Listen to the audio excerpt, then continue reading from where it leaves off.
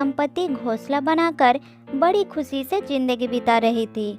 नर कौवे का नाम था कालू और मादा कौवे का नाम था मीनू। उनके दो छोटे बच्चे भी थे। मीनू बहुत चतुर और मेहनती थी। इसके विपरीत कालू मोटी बुद्धि का आलसी पक्षी था। मीनू भोजन के तलाश में घूमती रहती थी और कालू आलसेमी में घर पर बैठा रहता था। सुनिए जी, मैं जा रही हूँ खाना इंतजाम करने के लिए। बच्चों का ध्यान रखिएगा। बच्चों को अकेला घर पर छोड़कर कहीं जाइएगा मत। हाँ हाँ जाओ, मेरी तबीयत ठीक नहीं है, यही बच्चों के पास बैठा हो, तुम जल्दी आओ। तबीयत ठीक नहीं है? अच्छा, तो आपके लिए खाने में क्या लाओ? सब कुछ चलेगा, भूख बहुत तेज लगे है। घोंसले में जो था वो तो खा चुका हूँ, फिर भी पेट भर ही नहीं। थोड़ा जल्दी आना, ठीक है? बीमारी में तुम्हारा ये हाल है, बच्चों का खाना भी खा गए। अब तो मुझे ज़्यादा मेहनत करनी पड़ेगी। यदि आप थोड़ी मदद कर सकते तो अच्छा होता। नहीं नहीं, मेरा तबीयत ठीक नहीं है, तुम जाओ। मीनू निराश होकर चली गई।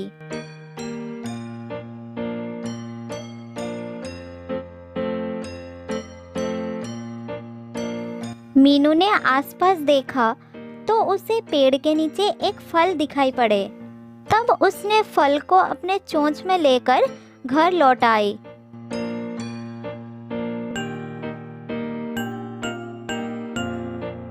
बच्चों, आओ जल्दी खा लो, मैं फिर जाकर लाऊंगी। बच्चे खाने लगे और कालू भी उसके साथ जुट गया। खाने के समय उसका बीमारी चली गई थी। दरअसल वो अपने अलस को बीमारी का नाम दे देता था। वो सारा दिन चुपचाप घर पर बैठा रहता और खाना खाता, कोई भी काम नहीं करता था। खाने के समय तुम्हारा बीमारी ठीक हो गई। अगर कुछ काम पड़े तो फिर से तुम्हारा तबीयत खराब हो जाएगी। मैं तुम्हारा चाल समझ गई। काम तो सब तुम कर लेती हो, मेरी तबीयत ठीक हो जाएगी तो मैं भी कर लूँगा। अभी तो कुछ काम नहीं है, अगर कोई काम हो तो बताना। अरे, बरसात आने वाली है, घोंसले को ठीक करना होगा।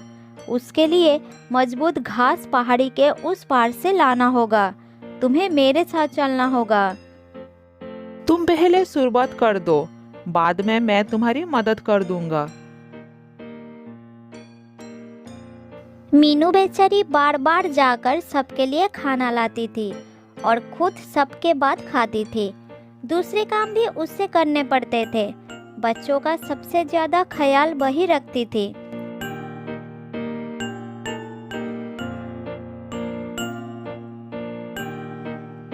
एक दिन मीनू बाहर गई थी और उस समय एक चालाक लोमड़ी पेड़ के नीचे आ गई और उसने बोली, सुनो कौवा भाई, जंगल के सरकार शेर ने मुझे जंगल के बच्चों की गिनती का काम दिया है। बच्चे कमजोर ना हो इसलिए उनके लिए कई स्वास्थ्य संबंधी सुविधाओं के इंतजाम किया है। जिसके घर में जितने बच्चे हो मुझे बता दो, ताकि योजना सही ढंग से लागू हो सके। अरे वाह, ये तो बड़ी अच्छी बात है। हमारे भी 2 बच्चे हैं। ठीक है, उन्हें नीचे लेकर आना। मैं सबकी गिनती और नामांकन कर लूंगी। बच्चों का भविष्य बन जाएगा, मुझे भी दुआ मिल जाएगी। मैं थोड़ी देर के बाद वापस आ रही हूँ, बच्चों को तैयार रखना। हाँ हाँ, मैं अपनी बच्चों के भविष्य को लेकर बहुत चिंतित रहता हूँ। मैं उन्हें नीचे लेकर आ जाऊंगा।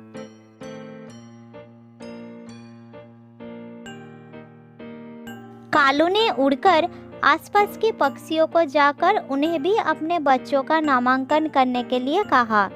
उसकी बात सुनकर बहुत सारे पक्षी तैयार हो गए। कालू और दूसरे पक्षी बच्चों को लेकर नीचे भी आ गए। थोड़ी देर बाद मीनू आ गई। उसने खाना घोंसले में रख दी। फिर उनके पास जाकर बोली, आप बच्चों को लेकर नीचे क्यों आ गए? अब ये सब बहुत छोटे हैं, इनका बाहर आना ठीक नहीं है। अरे, दूसरी पक्षियों के बच्चे भी बाहर निकल आए हैं। क्या बात है, आप सब बच्चों को इस तरह बाहर क्यों लाए? अरे, लोमड़ी बहन आई थी, उसने ही सारे बच्चों का नामांकन करने के लिए कहा। जंगल की सरकार के द्वारा वो हमारी बच्चों का भविष्य बनाना चाहती थी। तुम देख लेना मीनू, ये हमारी बच्चों के भविष्य के लिए बहुत अच्छा होगा। जंगल की सरकार, बच्चों का भविष्य, लोमड़ी के द्वारा? चलो पहले बच्चों को घोंसले में पहुंचाते हैं, उसके बाद असलियत का पता लगाते हैं। मेरी बात मानिए, जल्द ही बच्चों को घोंसले में ले चलिए। अरे, बच्चों का भविष्य बन जाएगा, तुम ये क्या कर रही हो मीनू? मैं सब समझती हूँ, अपने बच्चों की सुरक्षा के बारे में मुझसे ज़्यादा कौन समझेगा। आप समझने की कोशिश करिए, नहीं तो अनर्थ हो जाएगा। जल्द ही बच्चों को घोंसले पर ले चलिए। मीनू दूसरे पक्षियों को उनके बच्चों को घोंसले में ले जाने के लिए कह दिया और अपने बच्चों को भी घोंसले में ले गई। उसके बाद उड़कर वो लोमड़ी के इलाके में चली गई। उसने देखा दोनों लोमड़ियां आपस में बात कर रही थी। अरे बहन सुनो, मेरी योजना सफल हो रही है। अभी कुछ देर में चिड़ियों के सब बच्चे नीचे आ जाएंगे और नामांकन के बहाने हम उन्हें खा लेंगे। आज हमें एक ही जगह बहुत सारा खाना एक साथ मिलेगा। अरे वाह, ये तो बड़ी खुशी की बात है। इसका मतलब आज तो अच्छा दावत हो जाएगी, लेकिन महाराज को पता चल गया तो वो हमें मार डालेंगे। बस तुम डरो मत, महाराज को कुछ नहीं पता चलेगा। तुम सिर्फ मेरे साथ चलो, डरने की कोई बात नहीं। उन दोनों लोमड़ियों की बात सुनकर मीनू को पूरा विश्वास हो गया कि ये लोमड़ी की खतरनाक चाल है। वो उड़कर अपने इलाके में आ गई। वो सारी पक्षियों के साथ साथ बंदर को भी बता दी। उस लोमड़ी की इतनी बड़ी हिम्मत! अभी मैं जाता हूँ और उसे सबक सिखाता हूँ। तुम सब मेरे साथ चलो, आज उन दोनों को मजा चखाता हूँ। नहीं नहीं, ऐसा मत करो भाई, मेरे पास एक योजना है, ध्यान से सुनो। मुझे भी बताओ बहन, अब हमको क्या करना है? वो सामने झोपड़ी देख रहे हो, उसके अंदर ही लोमड़ी को ले जाना है और उसके बाद उन्हें सबक सिखाते हैं।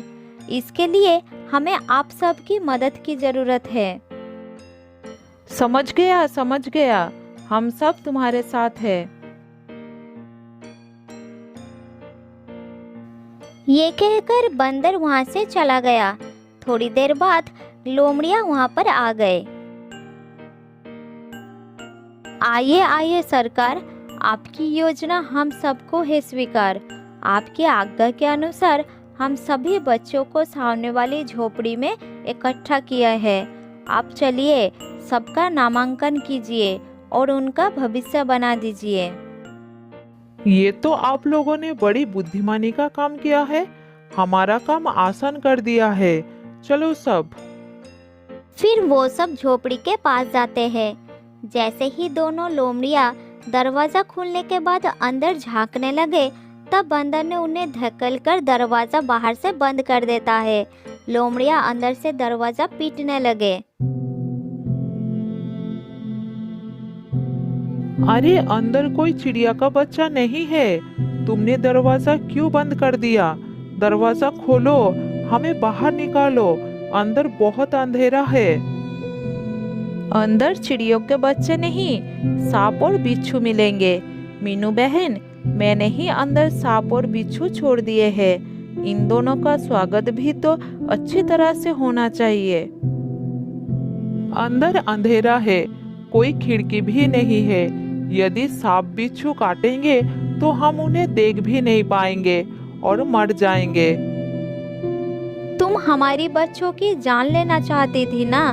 अब अपनी जान की परवाह करो। तुम्हारे लिए यही सजा है, अब यही मरो।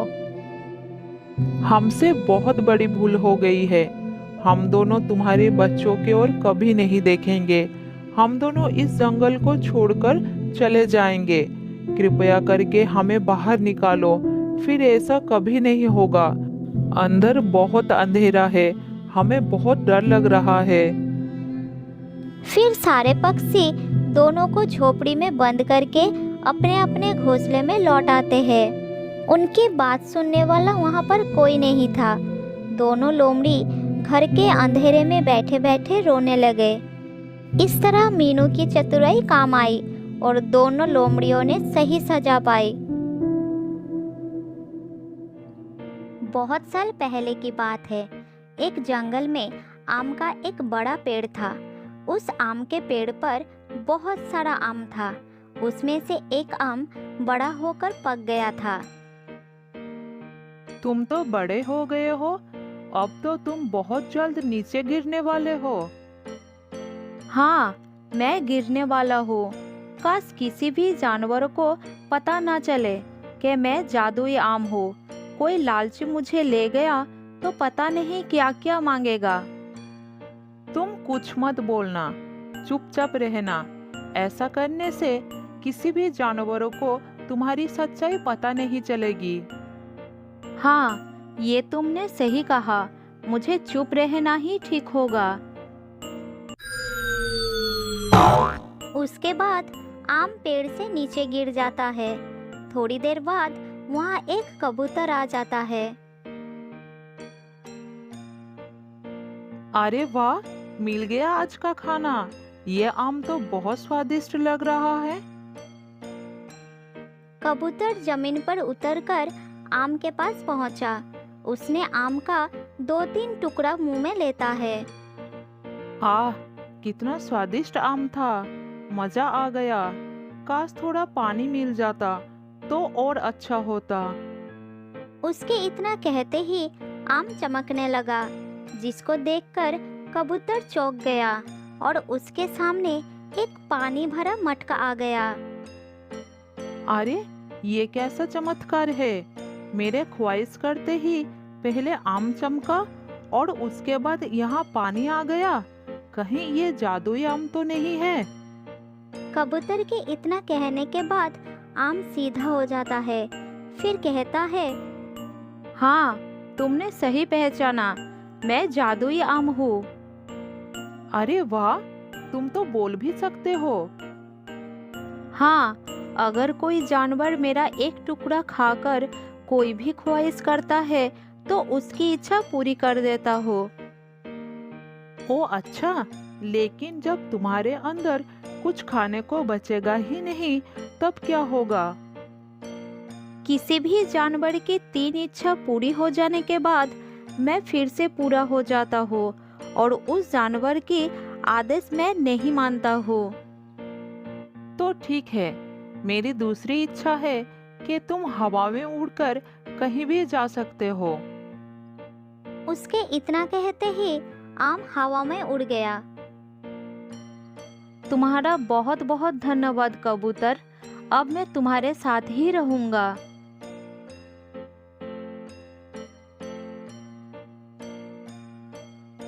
फिर आम उड़कर कबूतर के साथ जाने लगा और उस दिन से वो एक साथ रहने लगे।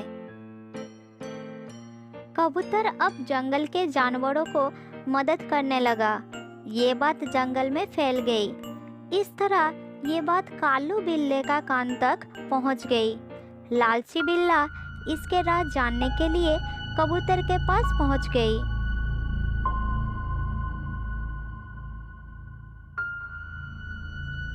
अरे बाप रे, मेरी कोई मदद करो। कबूतर भाई, कहाँ हो तुम? बिल्ले की चीख सुनकर कबूतर अपने घर से बाहर निकलकर उसके पास आया। क्या बात है कालू, तुम ऐसे चिल्ला क्यों रहे हो? कबूतर भाई, मेरे छाती में बहुत दर्द हो रहा है। तुम मेरे लिए अभी काली पहाड़ी पर उगने वाला फूल ला सकते हो? उसमें हर दर्द को गायब करने की शक्ति होती है। बिल्ली को तड़पता देखकर कबूतर को दया आ गया। तब उसने बोला, तुम यही रुकना दोस्त, मैं बस अभी आता हूँ। ये कहकर कबूतर अपने घर के अंदर चला गया। बिल्ला भी उसके पीछे पीछे आ गया और छुपकर देखने लगा। कबूतर आम के पास गया और एक टुकड़ा मुंह में लेकर बोला, जादुई आम, मुझे अभी काली पहाड़ी पर उगने वाली नीला फूल चाहिए।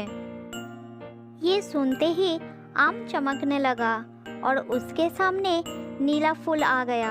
तभी बिल्ला अंदर आ गया और कहा, मैंने सब कुछ देख लिया है, हटो मेरे सामने से। तब बिल्ला आम के पास आया और जल्दी से आम का एक टुकड़ा मुंह में ले लिया। जादुई आम, अब तुम वही करोगे जो मैं तुम्हें कहूँगा। मेरे साथ अभी का अभी मेरे घर चलो। ऐसा कहते ही आम चमकने लगा और हवा में उठ गया। तुम ये ठीक नहीं कर रहे हो कालू दोस्त, इसके साथ मत जाओ।